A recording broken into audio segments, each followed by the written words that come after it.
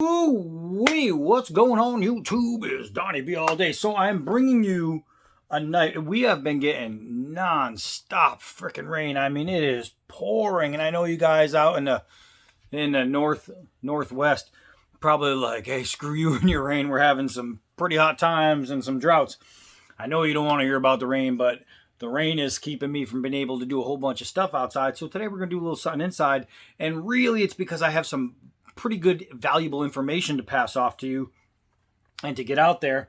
So that's why I'm doing this review that I am.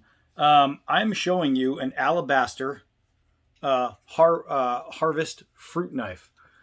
And I picked this up because fruit knives, little do you know, are pretty useful, especially if you're out in the field, or if you're a parent and you got a little kid and you like to feed them fruit while they're out and you got to cut it into little pieces for them. It's having a good fruit knife is pretty important. This one's made by Rite. It's just a 440 stainless steel. Comes with a little nylon sheath. But check this guy out. I want to say it's 4 3/4 or 4.5 inches. Let's see. It's a long fruit knife, and that's good for when you're talking about big fruit. Oh, it's actually, yeah, it's 4 3/4. That's what I thought. Overall, in the hand, you're looking at 10.5 inches. This is a big fruit knife. Even though it's really skinny, it's a big fruit knife. So first, I'm just going to, I was going to say, I'm going to cut the cheese. But first, I have an avocado. So it's a rougher skin, vegetable or fruit. What do you got? I don't know, man. But so what I want to do is I just want to go into my avocado all the way to the pit and show you how beautiful this knife is going to take straight through that and the little sticker that's on there and bring it all the way around back home. So oh, hey, little avocados are really good healthy fat. So here we go. The avocado is cut in two, all because this fruit knife allowed me to cut it. Now, there's no lock, right? It's a folding knife, and the reason is because it's made for friction, right? So what I'm going to do is I'm going to show you here. I'm just going to cut away a couple little pieces. When you're eating an avocado, I'm dropping an avocado. It's cool. You can just slice off little pieces as you go, and it makes things like this really, really easy. Like really easy, consistently easy. So what I'm going to do is I'm going to put down my avocado, and I'm actually going to eat that in a little bit. And now I'm going to pick up some. This is amazing. If you guys have never had Grafton Village cheese out of Vermont, this stuff is amazing. This one's the 2-year aged. The hardest one I've had, or the sharpest one I've had, was a 4-year aged. Oh my God, it made me pucker. But let's see how the fruit knife does cutting the cheese. I just watched a video from Mountainous where it was like this fake toot sound for like 2 minutes, and it's hilarious. But yeah, cutting cheese, no problem. Cheese is a little stickier than fruit, so getting it off the knife, you actually have to take it off. But as you can see, the fruit knife, this is the little Rite Edge fruit knife, really, really gets the job done. They hold a pretty decent edge because all you're doing is cutting fruit.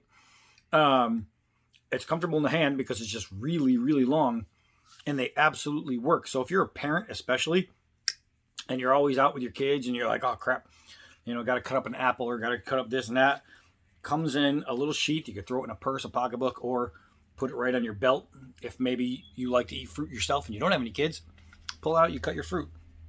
Really, really simple. So that's the Rite Edge Alabaster Harvest fruit knife.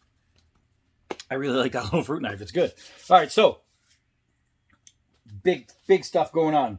I showed you already the knife I did for Captain Electro, right? These were foam letters, those children's big letters that you can knock out of the center of stuff, right? It's those mats that you could piece together and you could pull the letters out and do stuff. So he used that as packaging buffer. And I said, wow, that's cool.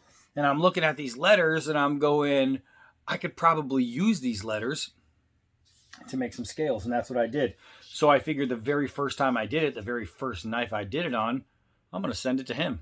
That's what I'm going to do. So then I showed you guys that already, but then I said what I need to do is make a little scabbard. So what I did is I burned in some screws, right? Gave it a really sweet look with that blackened, burned screw look. And the knife slides right in, and it will be able to be kept for him to use to do whatever he wants with. This is just a little holder, so when he could put it in a drawer and he goes to grab it, he doesn't cut his fingers off. So, Captain Electro, hope you dig my little homemade ancient style, except they use nails and burn those on instead of screws. Wooden scabbard with your knife. Very, very cool. Now, it's sharp. I did a little sharpening on it, but it's not like Mikey sharp. Has any of you guys seen Cerebral Ballsy with a B? Cerebral Ballsy, his channel, Mikey? Scab talks about him all the time. The dude is awesome, man. Great dude. He's like a really good positive message guy. And he can sharpen he can sharpen a brick, right? I mean, the guy is just really good. He can make a baseball cut your fingers. So I really wanted to give a shout out to him. Cerebral Ballsy. That's his name. Mikey is a really cool cat. Check him out. So, other news. I was talking with my guys over at the Kukri House. And I was talking about a few things, and we were talking about product reliability and different things. And there was a guy who made a video I brought up already who got in a knife that was jacked up. And rather than say, oh, he's just being a whiny little snot rag and blah, blah, blah, blah, blah, I listened to him and he had a good gripe. So what happened is throughout COVID and with the D-Bad knife designs, I don't know if you guys realize this, but D-Bad knife designs sell like crazy. I mean, crazy. They're from all around the world. People are grabbing them and they're looking for D-Bad stuff and they are selling like crazy. So the more designs I do, the better, right? But what happened is they got so overloaded because of COVID, they had to hire a bunch of new craftsmen, right? And they were showing the craftsmen how to make blades, and the craftsmen were trying to rip them out. And so a knife got through inspection that shouldn't have got through inspection. It happens, you know what I mean? Just like any product in the world, one went through, and the guy that got it didn't like it. So they're making him a new one. They told him, keep that one. Keep it. We're going to make you a new one. Ooh. So that's what's happening. The Kukri House stands by their word. They stand by their work. So I was having this conversation and I mentioned that video and I mentioned the guy and you know, the turnout and how he said he gets a new one in. It's good. He's going to make a new video and this and that. So I was told by the Kukri House, and, well, not just I was told by them, like they're making stuff up. We were having a great conversation. I have all my texts saved. And I mentioned about how this guy had a video done because one came out wrong. And this and that. And so then I told him how, you know, he'll do a new video with the new knife and da-da-da-da-da. So they say yes. They called it the Allen issue. The guy's name was Allen. So they said, yes, after the Allen issue, we had a long meeting and are now appointing only our masters for your knives. So I said, wow, I'll announce that to people. Some people are going to be excited knowing that only the masters now, only the master makers over at the Kukri House are going to be allowed to build D-Bad knives. That's huge. That means when they have things going, you know what I mean? The best people are going to be making these blades. So he said, we had so many orders. We appointed some craftsmen, but we will not do that anymore. Only the specialists will work now. So literally they're saying, okay, COVID screwed us up. We had to have people come in and make knives they're knife makers, but they're not their top guys. They had to get guys in there to help with the load, right? And but now that's not happening. So I was like, wow, that's great. That's what makes you guys the best. He put, he says, he goes, your knives made us great. And that's when I was like, no, you were great long before me. And so basically, then that we had a great conversation, really great conversation. And so now, for now on, all D-Bad knives are going to be made by the masters only. Like they began in the first part, they were made just by the masters. Then COVID happened, and it happened everywhere in the world. You know what I mean? Everybody got hit, and business operation. I mean, look how many businesses are closed now here in the States from COVID just because they couldn't keep up, or they couldn't open up. I mean, it was even nuttier. So now they had a meeting because a knife got out that they weren't happy with, and the owners over there at the Kukri House are serious people, right? They're saying, hey, we don't want bad press. We don't want people getting a bad knife. So for now on, every knife is going to be like the quality of my knives. My knives are phenomenal. I show you every time.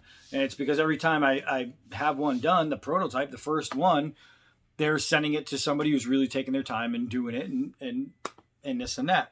So now those people are going to be making all of them. So, I mean, they are able to expand now with the D-Bad knife line in a way that they weren't before. Their sales have boosted them to an entire new category, right? You think about this, prior to the Kukri House opening their doors, and they opened their doors in 1991, but they didn't start in 1991. Remember, the Kukri goes back to 4th, 7th century, something like that. And it was one of the first knife designs, right? And Joe at Steel Forge and Fire, Samurai Joe, is going to get into this in detail. I did a big write-up. We've been talking. We've been having this great thing going back and forth. And he's going to do this amazing video, and he's going to talk about the history. And he'd asked me for if I would do a write-up, I would write something up. So I just gave him everything. So he's going to get into more detail. But basically, the Kukri was near extinction. Like, people just stopped, I mean, they were made just for like the English Gurkhas, the British Gurkhas, and they were made to feed militaries, but people weren't getting the Kukris because they pretty much the things happen over time, and the Smiths stopped producing them for the world, and a lot of people just didn't know about a Kukri knife. They just didn't. So Joe will get into it on how and what changed, but long story short, they began making by the traditional way, and you've seen the videos where these guys are barefoot and holding the blade down with their foot while hammering it, and I mean, just on a floor, squatting. They're wearing flip-flops and doing it over a hot fire. Done like nowhere else. This is traditional, real Kukri makers. So the masters, these guys that are making all the D-Bad knives now. So basically they opened up a second shop, called it the Kukri House, in Nepal. And that's, in Kathmandu. They're both in Nepal. In Kathmandu, and that's the one that we know so well because that's where like all the orders are out of and this and that. But just because that was opened in 1991, they were doing it long before 1991, believe me. So the Kukri House is actually responsible for bringing back and bringing to the world the Kukri. They made it popular again. So now, people all around the world are having these amazing knives that some of them never even knew existed. They don't know what a Kukri is. They don't know how to swing a Kukri. And, I showed you before in a different video how to swing a Kukri. You remember, a knife, you swing through your arm. A Kukri, you swing through your okay. You open up, boom, you collapse on it. Boom, you collapse on it. You let the blade do the work. That belly on a Kukri is made to come down. So you let the blade do all the work. I can cut down a tree with a Kukri by just moving my wrist. I don't need to be swinging all over the place. So people are learning about these and finding out how really effective a Kukri knife is. And they are just going crazy. And if it wasn't for the Kukri House, all these other Kukri makers, they wouldn't even be making them. You know what I mean? You wouldn't see the cold steel Kukri. You wouldn't see these Kukris. No. It comes down to these guys this family line, who carried it over, and basically they started making them for the British Gurkhas. This family in the 70s. So I mean, they go back. They've been doing this for a while. But that's it for that. I just want to let you know. I mean, that's really cool news if you're a knife buyer out there and you really want some badass customs. These D-Bad knives are no joke. They're no joke. Don't believe me? I mean, look at the videos of all the people hitting, man. The Conscience Aussie, he just put out a video and he talks about all the hardwoods out there and the stuff that he has to battle through. And he uses his preacher, and he's hit tons and tons of hard stuff. He said it's his #1 working knife. It's the only knife he brings to actually baton stuff and hit stuff and knock stuff out. He's never had to put an edge on it yet. Not yet. So, and Scab swings that freaking D-Bad preacher more than anybody on the planet. More than anybody. They're just great blades, man. They're just great blades. One got through the cracks, and I'll tell you what, it's a good thing, because one knife got through that disappointed the owners, now only the greatest of the great kukri masters are going to be making these D-Bad knives. So, man, we are in for a great future of sweet blades. I'm going to eat some avocado and be happy. This is just cool, man. It's just really cool. So I'm glad that Captain Electro sent me a package, because it really inspired me to do something sweet. And so now he gets something cool. Also, and last thing, very, very last thing, let me cover the address and the name. This is the envelope. This is the envelope that is going out with the check for the GoFundMe. So thank you, everybody. That's it. I'm all done. Cut it out. I am Donnie B all day. Until next video.